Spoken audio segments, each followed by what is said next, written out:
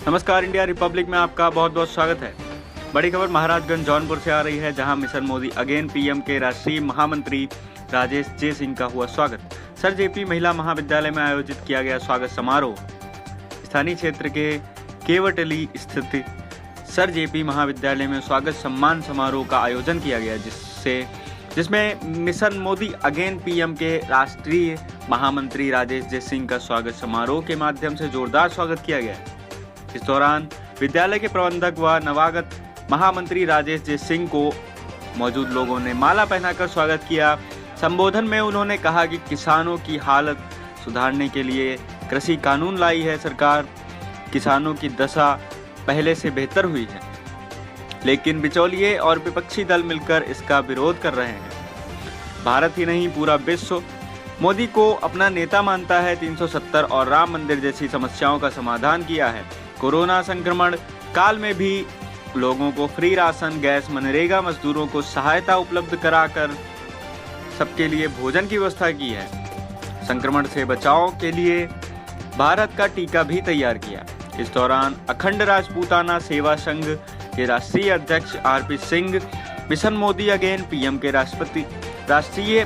राष्ट्रीय महामंत्री भाजपा मंडल अध्यक्ष महाराजगंज लवकुश सिंह, मंडल अध्यक्ष धनिया मऊ बलराम गौड़, धर्मेंद्र सिंह, देवेंद्र प्रताप सिंह, लालजी तिवारी, विपिन सिंह, सूरज सिंह, आशीष प्रधान, उमा प्रताप सिंह आदि सैकड़ों लोग मौजूद रहे।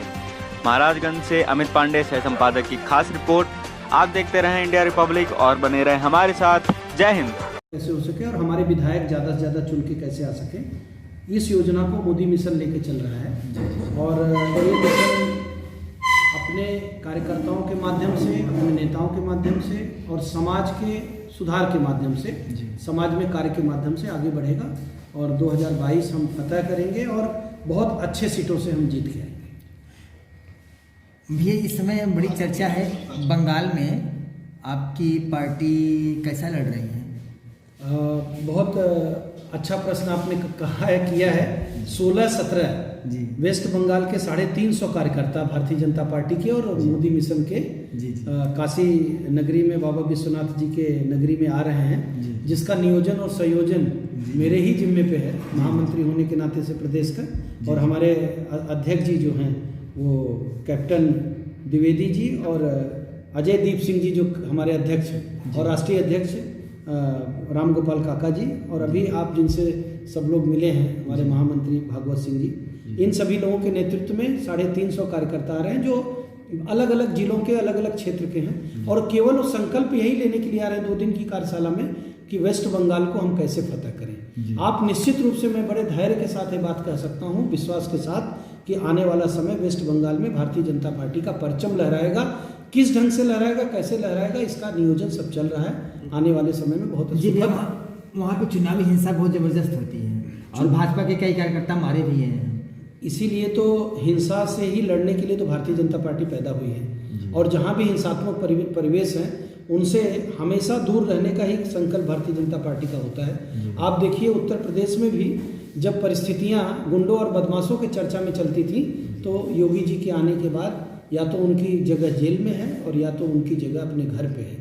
ये सारा बंद हुआ है। आने वाले समय में दीदी को भी राष्ट्रीय स्तर पर हम समझाने की कोशिश कर रहे हैं, प्रशासन भी समझाने की कोशिश कर रहा है, लेकिन कार्यकर्ताओं की, किसी भी कार्यकर्ता की, भारतीय जनता पार्टी को, तृणमूल का हो कि कांग्रेस का हो कि किसी भी कार्यकर्ता हो, किसी की भी हत्या नहीं होनी चाहिए। हत्या और व्यक्तिगत आवेश जो होता है, ये किसी स्तर पर नहीं होना चाहिए। और उस स्तर को बचाने के लिए, उस स्तर को बनाने के लिए ही भारतीय जनता पार्टी वहाँ और तेजी से लड़ना चाहिए, जिससे कि कार्यकर्ताओं को मजबूती मिले और कार्यकर्ता सुदृढ़ बने और किसी भी की भी निर्मम हत्या नहीं। सर, एक क्वेश्चन और है, वहाँ पर प्रधानमंत्री के द्वारा जो किसान सम्मान निधि योजना लागू किया गया है, वहाँ के किसानों को नहीं मिल पा रहा है, उसके बारे में आप क्या कहते हैं? इन सारी बातों में मूल ये है कि हमारी सत्ता वहाँ नहीं होने की वजह से जो राज्य की सत्ता है उसमें वो व्यवधान पैदा कर रही है।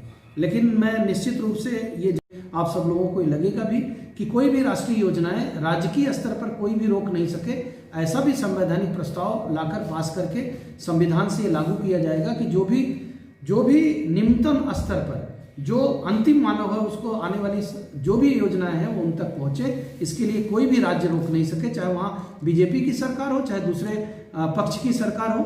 जैसा कि दीदी के बारे में आप सब लोग जान ही रहे हैं, तृणमूल के लोग किस ढंग से काम कर रहे हैं, शासन सत्ता हाथ से जाता हुआ देखकर वो अलग अलग योजनाओं को रोकना चाह रहे हैं, चाहे वो किसान निधि का सम्मान हो, चाहे सुफलम योजना हो, और चाहे हमारे जो वॉलंटियर्स हैं या जो हमारे वैज्ञानिकों का विषय आ रहा है जो टीकाकरण का है, उसको अलग अलग अफवाह फैलाए जा रहे। तो ये सब के लिए एक यूनिफॉर्मल कानून लाकर आने वाले समय में भारतीय जनता पार्टी से निपटने की कोशिश करेगी और वहाँ सत्ता परिवर्तन करके अपने आप ही लोगों को सुखमय और सुजलम योजना बनाने की कोशिश करेगी। बंगाल में बहुत